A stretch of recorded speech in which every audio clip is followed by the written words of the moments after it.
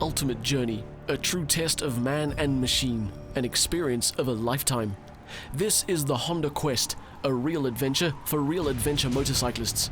Drawn from almost 900 entries, just 40 semi-finalists were chosen to vie for one of 20 seats on the inaugural 2017 Honda Quest.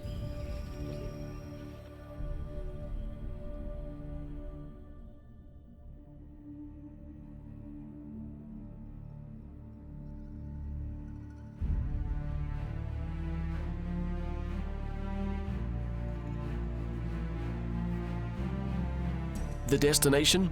The toughest, most remote routes of northern Namibia. Their weapon of choice? The brand new Honda CRF 1000L Africa Twin. Their ultimate aim? To be crowned the first winners of Southern Africa's most exciting adventure biking event.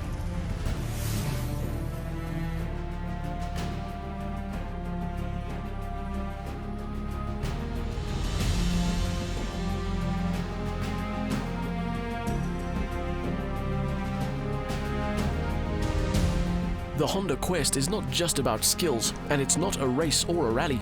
Rather, it's a competition pitting passionate adventure motorcyclists against each other in a variety of categories and disciplines, including teamwork, mechanical aptitude, preparation, mental fortitude, and inventiveness. It's not about who gets from point to point fastest, but how they got there and how they coped with the unexpected along the way. Of course, the capabilities of the new Honda CRF 1000L Africa Twin would also be tested to the limit. But first, the 20 Quest finalists had to be selected from 40 semi-finalists during a grueling 2-day boot camp. Here, aspiring Quest contenders were put through a series of tasks and assignments, all aimed at identifying individuals with just the right attributes. Arguably one of the most enthusiastic supporters of the Honda Quest is Honda Motors Southern Africa President Toshiaki Konaka. My dream is to see lots of people enjoying the riding bicycle and making their dream true. So in that sense, this quest is exactly the event which can make it happen. Honda Quest is more than just about finishing. It's about savoring every second of the experience while coping with extreme and often unforeseen situations. Attitude is often more important than aptitude, and teamwork is everything. After practical and theoretical tests, it was time to announce the finalists. The official teams for the Honda Quest 2017 will be Team 1, Johannes Haasbroek and Gerard Visser. Team 2, Cornelius Nelson and Angus Welsh. Team 3, Clinton Pinar and Andries Haasbroek. Team 4, Charles Duplessis and Barbara Mazinski. Team 5, Grant Pentelow and Glenn Koch. Team 6, Andrew Johnston and Philip Groenewald. Team 7, SP Dreyer and Marcel Vladar. Team 8, Charles Potgieter and Henny van Heerden. Team 9, François Everson and Pieter Lourens. Team 10, Gerard de Tooy and Kobus Meiberg. Good luck.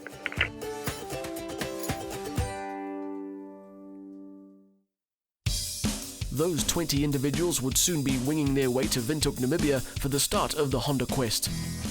When the finalists met up in the Namibian capital barely a month later, the anticipation for the 12 days and 2,500 kilometers that lay ahead was almost electric. There was time to renew friendships forged at boot camp and to complete final preparations for the long trek to come. A rider briefing provided some indication of the route ahead, with northern Namibia promising a challenging but also breathtaking backdrop for the Honda Quest. A send-off at the local Honda motorcycle dealership was next, but then the 20 intrepid Quest adventurers were on their way, astride their equally eager Honda Africa Twins, heading northwest. Nobody could predict what would await them along the way. Yes, there would be sweeping vistas and endless horizons, wildlife roaming free in the wilderness, arid semi-deserts and strong flowing rivers, even cascading waterfalls. Namibia is a natural wonderland, its vast tracts largely unspoiled by man, its ever-shifting landscapes offering new and compelling vistas at every turn. In short, an ideal and challenging arena for the Honda Quest.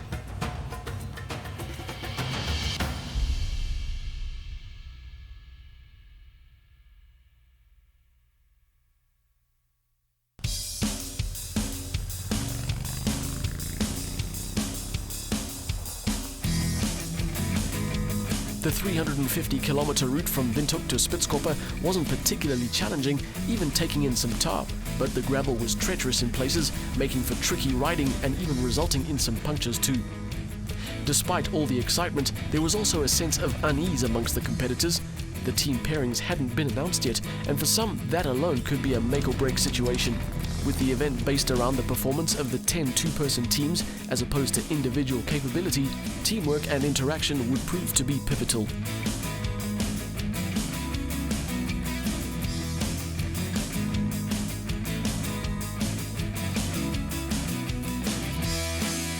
The soaring cliffs and astonishing shapes of the Spitskoppe, a cluster of edifices jutting almost miraculously from the arid desert floor, have been attracting adventurers from around the globe for centuries. But the quest riders had to remain vigilant of local hazards, such as cattle crossing the road, coping with choking dust, and looking out for oncoming traffic, often on the wrong side of the road.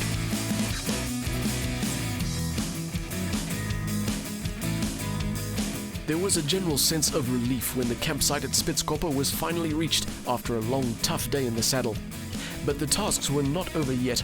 Bikes had to be checked, while the evening routine included presentations by the competitors on African topics they'd been briefed on before departure. The man with the fetching turban is Charles Potgieter.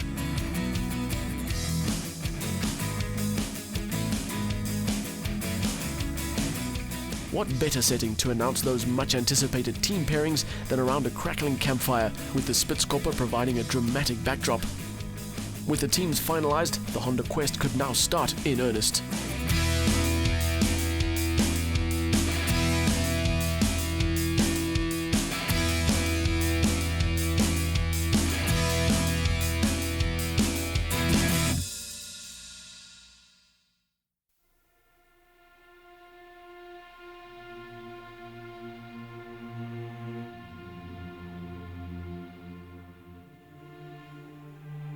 On the map, Day 2's 350-kilometer route from the overnight at Spitskoppe to the oasis of Palmbach seemed pretty straightforward. But the reality was completely different. The road was so badly corrugated that it took serious concentration, physical strength and quick reactions to keep the big Hondas pointing in the right direction. The dust posed an even bigger threat though, reducing visibility to just 30 meters in some sections, while sandy jeep tracks were also on the route menu.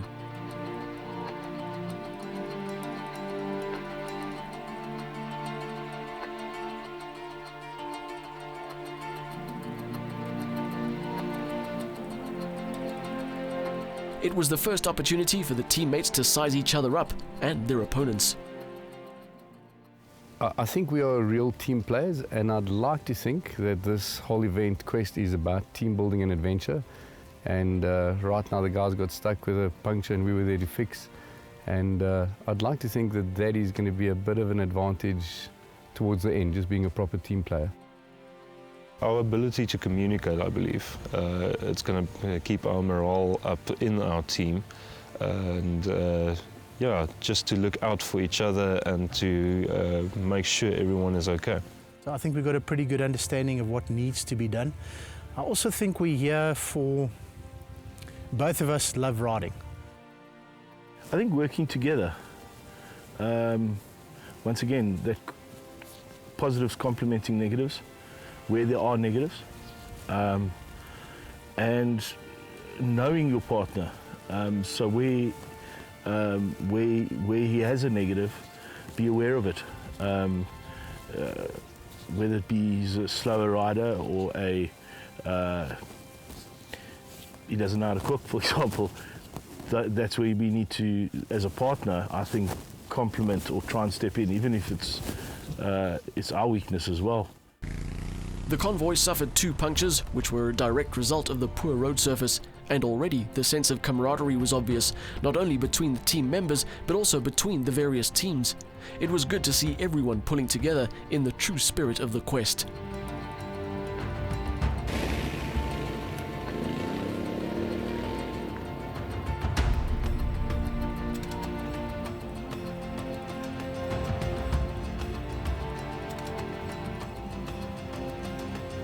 The The Quest convoy eventually settled down in the camp of Palmwag, with competitors using the time to check over and service their motorcycles.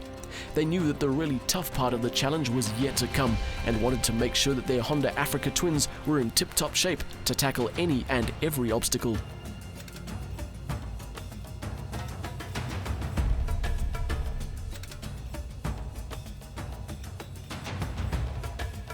Leg 3 to Upua, capital of Korokaland, reminded the teams that the Honda Quest isn't for sissies. The mountainous terrain made for more undulating, rockier routes. The heat became a factor too. 3 more punctures and 232 kilometers later, the Kawako-Otavi Valley campsite offered some welcome respite. But not before the teams had to show off their wheel-changing skills in a team competition against the clock.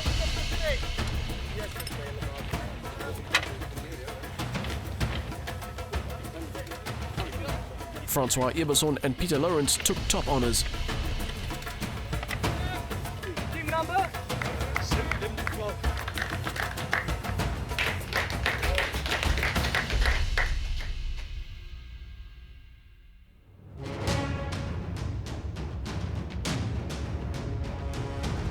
If Leg 3 was the first of the more challenging days on the Honda Quest, then the 225 kilometers to Ipupa Falls promised to up the ante even further. It all started off innocuously enough, with flowing fast sections as the team pressed on northwards to the Kunene River. But then things got a lot tougher. I always wanted a bit of Coca-Cola for myself, and now I've got half of it in my mouth. Riding westwards, the next 95 kilometers tested the mettle of man and machine to the max. This was exactly what the 20 Quest riders had been waiting for. The conditions were taxing to say the least, with temperatures soaring into the high 40s, while the route took in the deep sand of dry riverbeds, steep climbs and equally steep descents. Concentration, momentum and balance were critical to conquering the trail, but the spills were minor, and the Quest convoy arrived at Ipupa Falls unscathed and relieved. It was time to relax, rinse off the dust and reflect on a day's hard riding. I was just flat. So I just completely ran out of energy. I think I lost a bit of concentration. It was a short little section of sand, and I hadn't set the bike up properly. So as I opened up, it changed gears on me and it caught me by surprise. Bike just caught on a rock and went up in the air and on my side, and I realized that if I don't stop it, because it was going up, she's going to come over completely. And I mean, I suppose she would have got quite hurt because the angle was quite acute. Stay tuned for more action from the Honda Quest True Adventure after the break.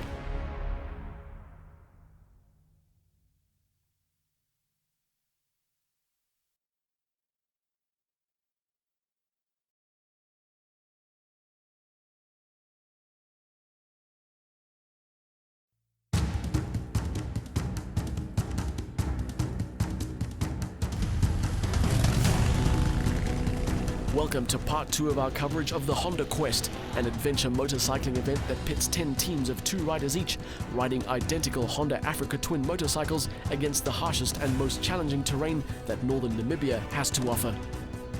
Starting in Windhoek, the teams had already covered more than 1,000 kilometers by the time they reached Ipupa Falls, but the real action was only about to start.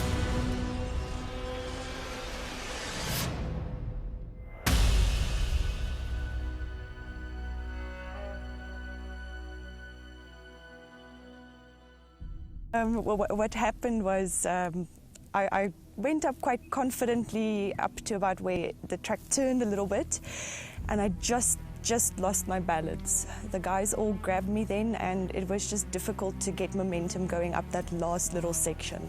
It takes teamwork to get through a challenge like this. You can't do it on your own, or you need the help of your team. It's the only way you're going to get through. It was a good warm-up for the day. Stretching the legs and getting the mind working and getting the body working, the lower back and everything, so it was good. Good workout for what was lying ahead for us, yes. I like the technical stuff, like the rocky stuff. Never done what we did today, but that was a challenge and that was awesome. I think the guys came together and helped everybody, and everybody got through the whole thing without incident. So it was beautiful, it was a good day.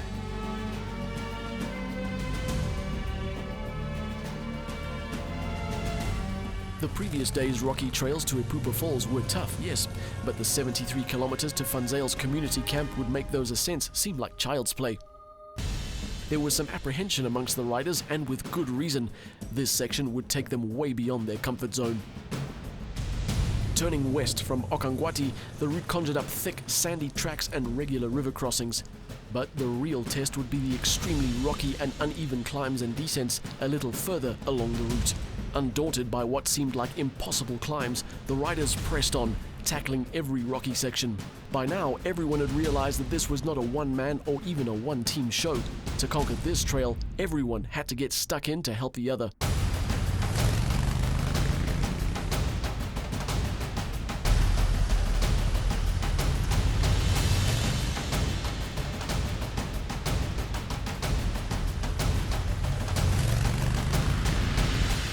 By the time they reached the Funzale's community camp, almost 9 hours later, the Quest riders had made history, with all 20 Honda Africa twins reaching the camp relatively unscathed.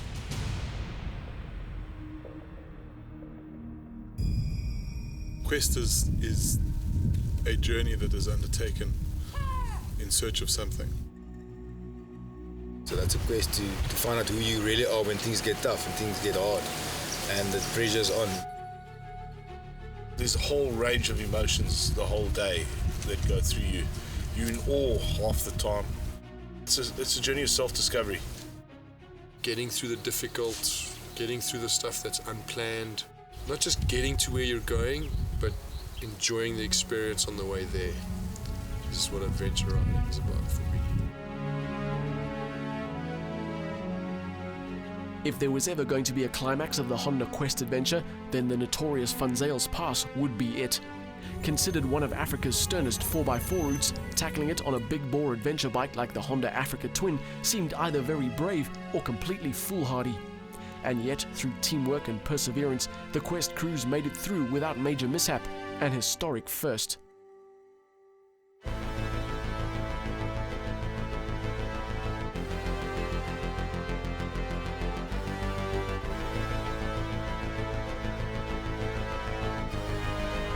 But Funzale's Pass was not the day's only challenge. The thick sand of the Mariannfluss threatened to suck in those riders who weren't able to maintain sufficient momentum, while the rocky sections had to be approached with just the right combination of caution and finesse. It was testimony to the teamwork and the riding skills of the Quest competitors, as well as the off-road capability of the Africa Twin, that everybody arrived at Marble Camp with no injuries, but lots of stories to tell.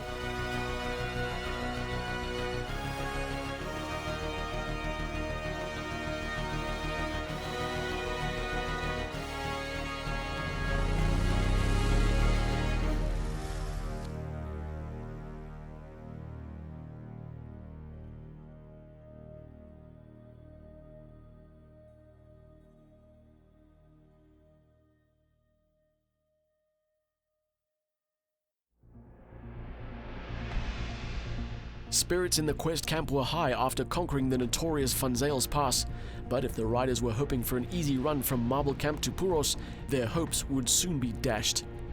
The day's route took the teams down the Otija Plains, with its wide-open expanses beckoning them to the south.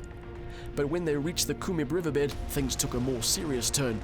With the mercury already in the high 30s, the thick sand proved many a rider's undoing.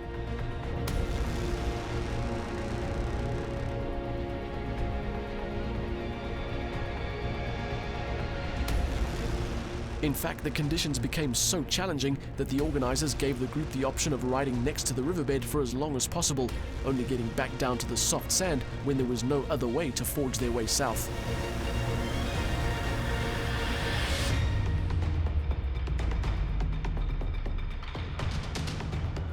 The nearly 40 kilometers of sandy riverbed riding felt like more than double that. But when they were finally able to exit the river and turn southeast, the allure of a two-night stay at Puros, including a well-deserved rest day, was strong.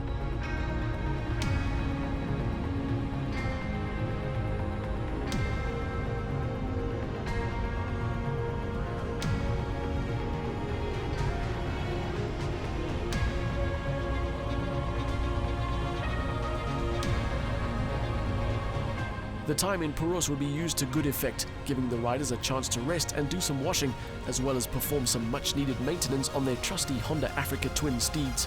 After 7 days in the saddle, it was a welcome respite from the rough and tumble of riding some of Africa's most challenging routes.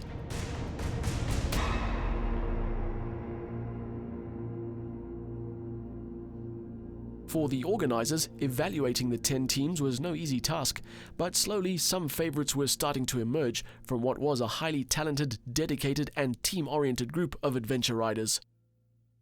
It's been an absolute joy with 20 people that share the same interest. It's been an adventure. It hasn't been a competition thus far for me, certainly. It's been a bunch of friends that's riding through the most spectacular places in South Africa and Namibia, for that instance. That feeling of the group sticking together as one was felt in Van Zyl. Those 2 days we stick together, and like Kobus said, it doesn't feel like a competition though. It feels like this epic adventure. Well, the highlight for the trip for me was definitely doing Van Zyl's Pass. It's been a bucket list item since pretty much day one of my dual sporting riding. And I enjoyed the teamwork and I enjoyed the camaraderie and everyone getting together and pushing and pulling and helping the bikes get down Van Zyl's Pass. And then funnily enough, even the few kilometers after that was just fantastic, good fun. And there we actually didn't have anyone to help us. Everyone was still coming down the pass, you know, so it ended up being a challenging day, and it was immense fun. The rest day at Puros not only allowed the teams to carefully check, reset and re-talk every part of their Honda Africa twins, but also to reflect on what they had experienced thus far. When you're in the heat and dust of the moment, you only think of what the next corner, the next hill will bring. But in the campsite, with your feet up, it all starts to sink in, and the smiles said it all.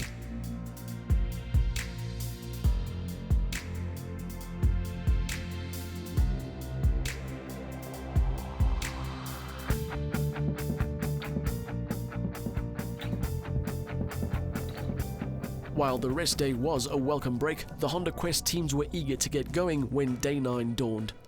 The planned route included negotiating the Puros Canyon, but the organisers were aware of the ever-present danger of elephants in the region, and when a sighting of a protective elephant cow and her calf was confirmed, the route had to be altered. Returning to Puros first and then heading directly south to Palembang meant tackling the riverbed's deep sand, now all churned up, for a second time, and that wasn't their only problem.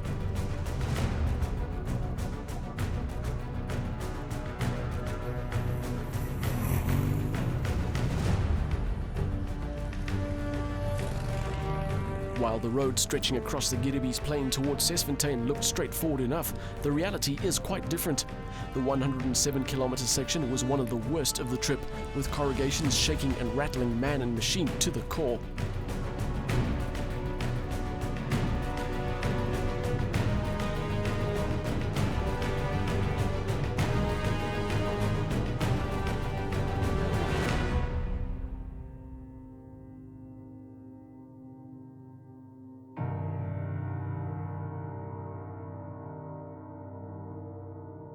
Adults aren't the only ones fascinated by adventure bikes. I know when I was a little boy, I always wanted to get on a motorbike. And I think that kids are very impressionable. So what better way to indoctrinate the next generation than to let them have a ride? You see little kids, they look at these things and they want to touch, they want to get on it, they want to play with it. And it's nothing to just go for a quick ride. And they tell these stories for ages to come. So I know I was once a little boy who wanted a motorbike.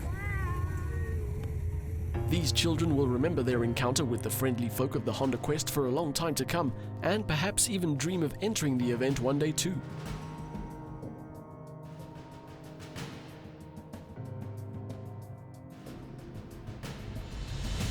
Reaching the final destination, the imposing Brandberg with its famous White Lady sand painting, meant riding through the thick sand of the Soros Communal Conservancy, including a long stretch down the Gowantagab riverbed.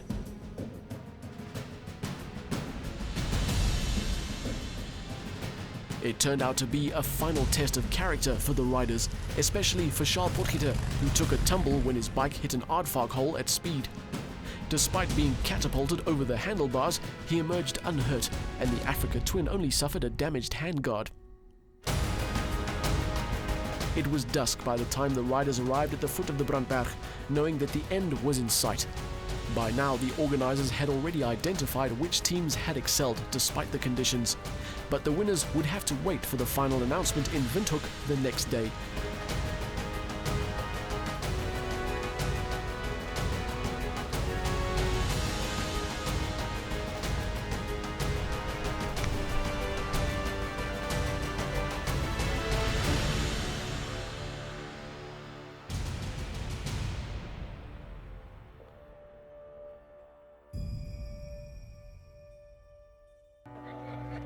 After 12 grueling days in the saddle and with the dust washed away, there was time for the 20 intrepid contestants to reflect, to analyze, and to swap their many experiences over some welcome frosties.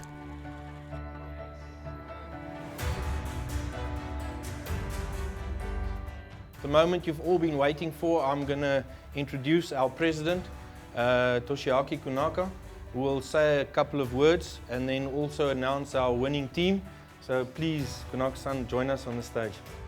The winner of this very, very memorable first Honda Quest, Charles Potgieter and Johannes van Klerden. Congratulations! The Spirit of Quest Award went to Grant Pentelow and Glenn Koch. See you at the Honda Quest True Adventure next year.